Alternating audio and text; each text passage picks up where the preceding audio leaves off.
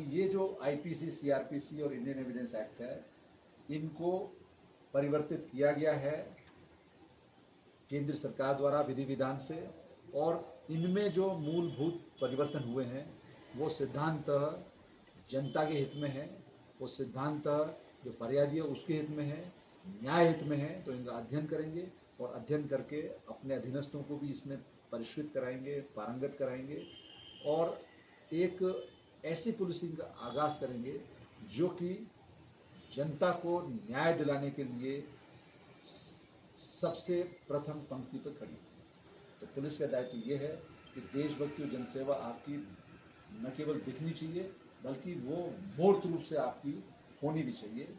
और कोई भी फरियादी आपके पास में आता है, थाने में आता है, आप होते हो या आपका अधीनस्थ होता है, तो कृपया करके उनके साथ में व्यवहार आपका मानवीय रहे, संवेदनशील रहे और आप वैधानिक कार्रवाई उसमें करें जिससे कि उसको न्याय मिलने की प्रक्रिया में मदद मिले। आप घटनास्थल पर जाइए और घटनास्थल पर जाने के बाद विधि विधान से साक्ष्यों को सुरक्षित कीजिए और विधि विधान से आप उसकी विवेचना कीजिए और करवाइए।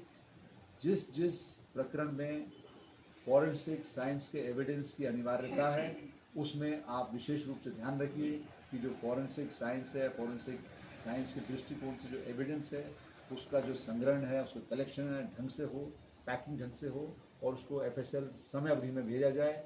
और वहाँ से जब रिपोर्ट आती है उसको भी समय अवधि में आपको चालान के साथ भेजा जाए। यदि चालान लग गया है तो उसका अध्ययन कीजिए और उसमें यदि जो बात है उस पर आप विशेषज्ञ राय लीजिए कि क्या इसमें पुनः विवेचना की आवश्यकता है। यदि है तो माननीय न्यायालय से उसमें अनुमति लीजिए।